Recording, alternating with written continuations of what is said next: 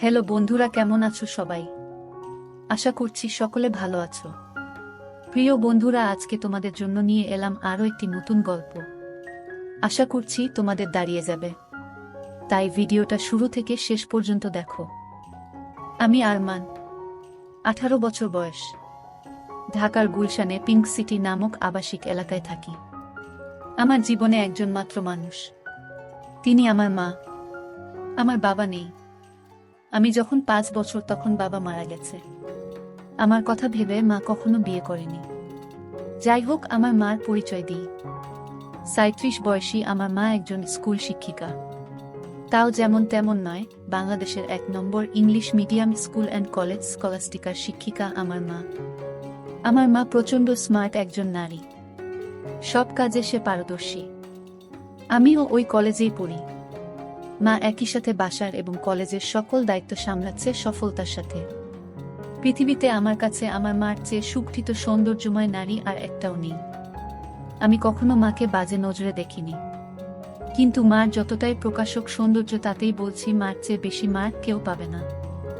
এই বছরেও মার কাছে সব মিলিয়ে 36টি প্রপোজাল এসেছে বিয়ের। কিন্তু মা সবাইকে একই কথা বলে, আমার ভালোবাসা আমাদের মা ছেলের বাইরে কেউ ভাগ পাবে না। আমি মার ভালোবাসায় পাগল। আমরা কেউ কাউকে ছাড়া বাঁচতেই পারি না। এমন কোনো বিষয় নেই যা আমি মাকে বলি না। আমি ছোট থেকেই খুব শার্প। ক্লাস 2তে ভর্তি হবার পর আমরা মা ছেলে কর্তৃপক্ষ ছাড়া কেউ জানে না। কখনো আমরাও এমন আচরণ করি না যে কেউ বুঝবে। এটা মা আর আমি প্ল্যান করে করেছি। আমাদের খুব মজা লাগে। মাকে এখনো দেখতে 25-26 বছর বয়সী মনে হয়। মা সবসময় 3 পিচ পরে, তবে তা হাতা কাটা বা ফুল হাতা এক এক সময় এক এক রকম হয়, তবে খুব টাইট নয়। এতেই মাকে দেখে যে কোনো পুরুষ পাগল হতে বাধ্য।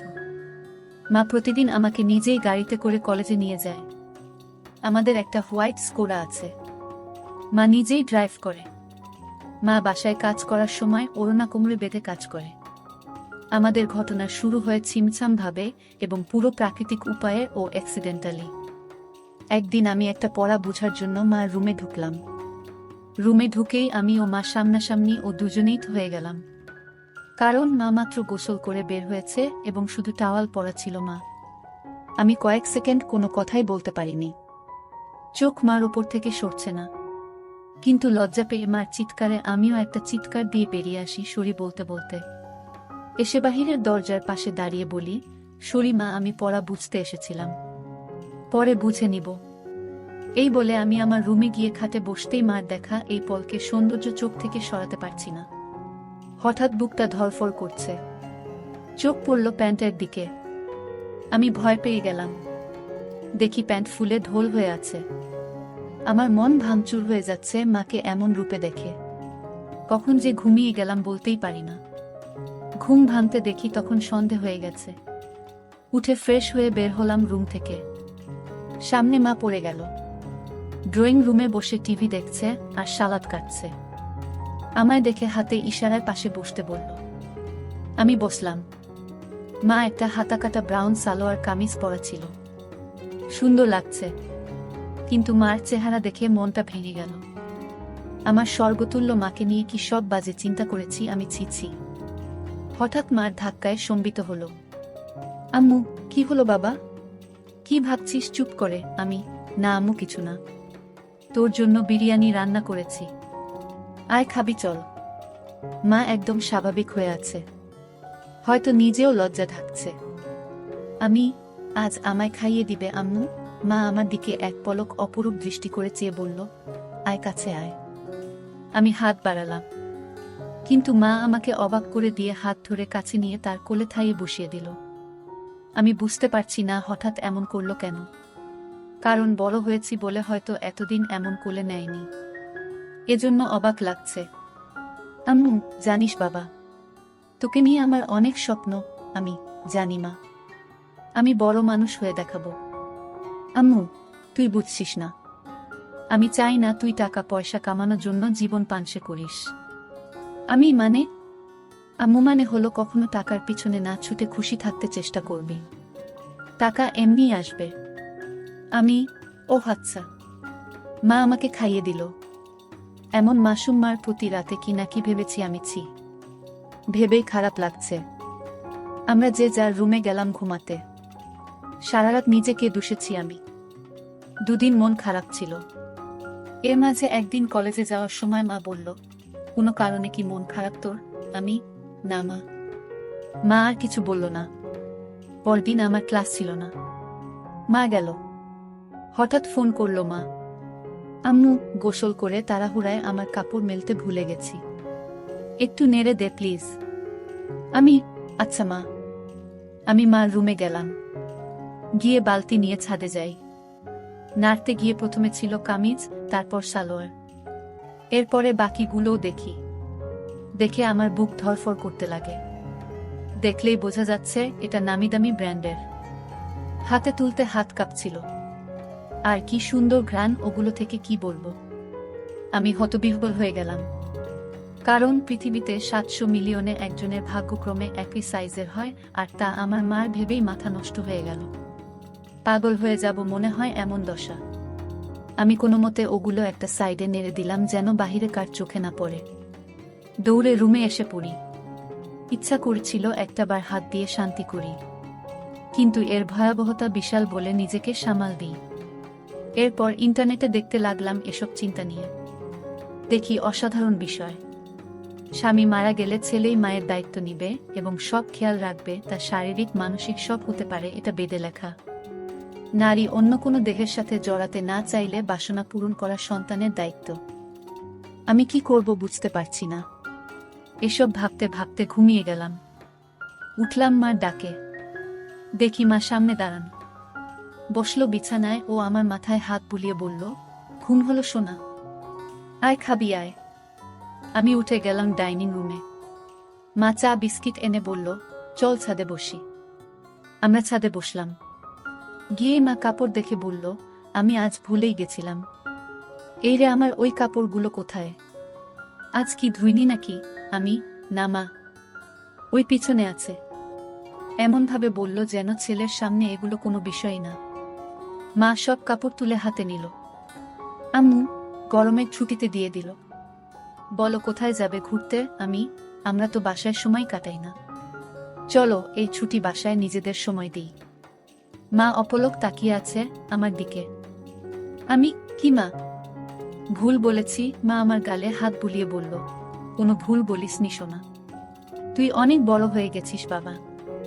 লাভ ইউ বেবি। বলেই মা আমায় জড়িয়ে ধরল। এটা অবশ্য সব সময় হয়, কিন্তু আজ ভিন্ন একটা ঘ্রাণ আসছে মার গায়ে। এটা মমতা আর কি একটা ভিন্নতা বুঝলাম না। তো পরদিন আমি টিভি দেখছি আর মা ঝাড়ু দিচ্ছে। আমি দেখলাম মা আজ ওড়না পরেইনি, আর ঝাড়ু দেওয়ার সময় সব ঝলক দিচ্ছে। আমি জানি না কেন চেয়ে চেয়ে মাকে দেখছিলাম। হঠাৎ একবার আমিও মার দিকে তাকালাম, মাও তাকালে চোখাচোখি হলো। আমি খুব ভয় ও লজ্জা পেয়ে গেলাম। মা না জানি কি ভাবছে। আমি আর তাকালামই না। ভয়ে ভয়ে আছি কি যেন বলবে আমাকে। এমন সময় কাজ শেষ করে এসে মা পাশে সোফায় বসল, আমার গা ঘেঁষে আমার কাঁধে হাত রেখে। আমি ভয়ে কাঁপছিলাম। মা বলল, আরে কি দেখছো এসব? চলো রেসলিং দেখি। তুমি দেখো না? আমি অবাক হলাম। আমি রেসলিং দেখে না। আমি মাথা নেড়ে না বললাম। মা বলল, বি এ ম্যান। এ যুগে রেসলিং দেখো না তা হয়? দাও রিমোট দাও। মা রিমোট নিয়ে চ্যানেল পাল্টে রেসলিংয়ে দিল। আন্ডারটেকার আর ত্রিপলিচের খেলা চলছিল।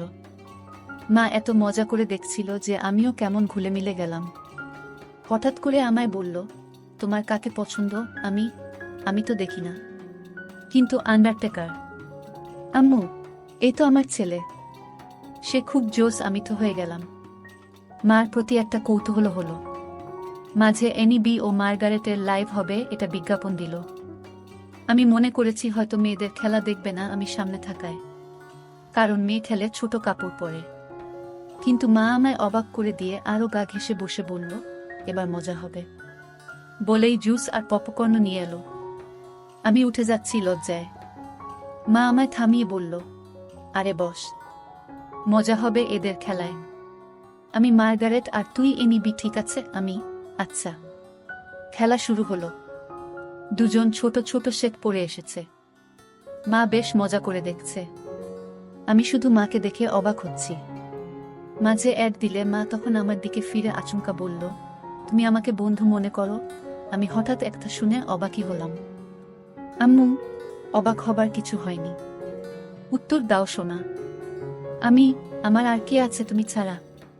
তুমি তো আমার সবকিছু। আম্মু, তাহলে একসাথে মায়ের সাথে ফ্রি হতে সমস্যা হচ্ছে কেন গাধা? এটা জাস্ট খেলা। আসলে ওরা ছোট কাপড় পরা, তাই মা ছেলে একসাথে এসব দেখা, এজন্য লজ্জা লাগছে। মা হাসতে হাসতে শেষ। আম্মু, আরে বোকা ছেলে, আমি না তোর মা। লজ্জা কিসের আমার সাথে? এগুলো অনেক আগের মূর্খ সমাজে চলত, এখন না। শোনো, আমরা মা ছেলে ছাড়া আর কেউ নেই আমাদের জীবনে। আমরা চিল করব না তো কে করবে বলো? আম্মু, আমরা একসাথে এগুলো দেখলে কিছু হয় না। আর এগুলো পড়ার জন্য এমন লজ্জা কেন? তুই পড়িস না নাকি? আম্মু, আমিও তো পড়ি, তাতে কি হয়েছে? এসব উলটপালট কথা বলবি না। পোশাক কখনো মানুষের স্বভাব থাকে না। মনে বিষ নিয়ে যদি বুরখা পরে ঘোরা হয়, তাহলে বুরখা পরার কোনো মানে নেই। এটা মাথায় রাখবি। আমি মাথা নাড়লাম। এরপর খেলা শুরু হলে দেখা শুরু হলো আমাদের। হঠাৎ মা বলল, চল বাজি হবে, আয় দেখি কে জিতে। আজ মার্গারেট জিতবে। আমিও আর লজ্জা না পেয়ে মাকে সঙ্গ দিলাম। আমরা রক্তহীন করা খেলায় শেষে আমিই জিতে গেলাম। পুরো 5,000 টাকা জিতলাম আমি। কিন্তু মা একটুও মন ভারী করল না। বাহ, বেশ টাকা আয় হলো। মাঝে মাঝে এমন হলে বড়লোক হয়ে যাব। আম্মু, তা তো হবেই। তবে জিতলি, কি খাওয়াবি বল? তুমি কি খাবে আম্মু? তোকে খাবো। আম্মু, আরে বোকা, এমনি বললাম। আচ্ছা, আমি ঘেমে গেছি, যাই গোসল করে আসি। মা গোসল করতে গেল। আমি টিভি দেখছি। হঠাৎ শব্দ মার গলার। আমি দৌড়ে যাই মার রুমে। গিয়ে আবার হয়ে গেলাম। আজ সেদিনের মতো নয়, কিন্তু আজ মাকে সম্পূর্ণ ভিন্নতর দেখলাম। আমি হাঁ করে তাকিয়ে আছি। আম্মু, কিরে, কি দেখিস? অবাক হয়েছিস না? আমি মাথা নেড়ে হা বলি। কিন্তু এত টাইট যে আম্মু? ও, তুই টাইটের কথা বলছিস? আমি বলছি, এটা আমার অনেক আগের জামা। এই জামার বয়স তোর চেয়ে 2 বছর বেশি। কি বলছো এগুলো? ওয়াও আম্মু, হ্যাঁ ওয়াও। সুন্দর না? নাকি খারাপ লাগছে? খারাপ লাগে তোমার ভূত। একদম পরি লাগে আমার মাকে। আম্মু, কিন্তু আসলেই অনেকদিন বলে টাইট হয়ে গেছে, কেমন যেন লাগছে। যদি কিছু মনে না করো একটা কথা বলি মা? হ্যাঁ বল। তোমাকে টাইট ড্রেসেই ভালো লাগে কেন? যে সবসময় আলখাল্লা পরে থাকো বুঝি না? মডার্ন যুগের এত ভাষণ আমাকে দাও আর নিজে সেকেলে। মনেই হয় না ইংলিশ মিডিয়ামের টিচার তুমি। আম্মু, হা, আমার বদমাইশ ছেলে, আয় বুকে আয়।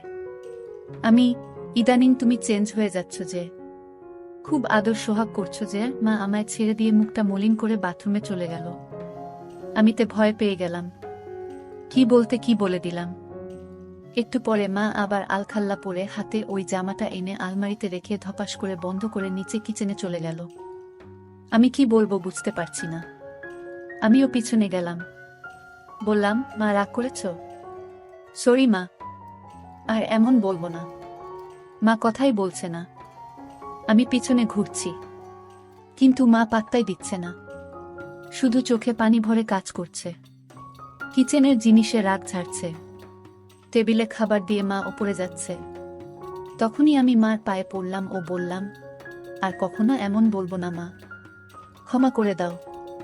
কেঁদো না মা, তুমি ছাড়া আমার আর কে আছে বলো? মা কেঁদে দিয়ে আমায় জড়িয়ে ধরে বলল, আমিও তো তাই বলছি। তুই ছাড়া আমার আর কে আছে? তোকে আদর সোহাগ করবো না গো কাকে করবো? তুই তো আমার সবরে পাগল। সরি, আর হবে না মা। আম্মু, আমি সবসময় তোকে ভালোবাসি বোকা। আর এমন বলিস না। আমাকে প্লিজ একা করে দিস না তোর বাবার মতো।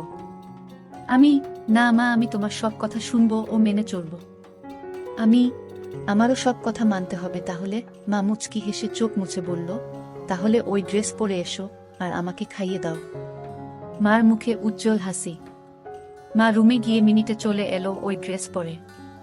আমি বললাম, তোমায় একদম ক্লাস 10-এর মেয়ে মনে হয় মা, যে কোনো কাপড়েই বোঝাই যায় না তোমার বয়স 37। মা মুচকি হেসে আমায় নিয়ে বসে খাওয়াল। তারপর আমরা যে যার রুমে গিয়ে ঘুমালাম। এভাবে মা আর আমি আর কিছু না করে ছুটি শেষ করলাম। ছুটির পরে আমাদের কলেজে একটা সাংস্কৃতিক অনুষ্ঠান হয়। সবাই নাম দেয়, আমিও নাম দিই গানে। আমরা পারফর্ম করি, অনেকেই অনেক রকম করে। মেয়েরাও পারফর্ম করে ড্যান্সে। হঠাৎ একটা ড্যান্স চালু হয়। দেখলাম কয়েকজন মাঝবয়সী নারী ঘুমটাস দিয়ে স্টেজে উঠল।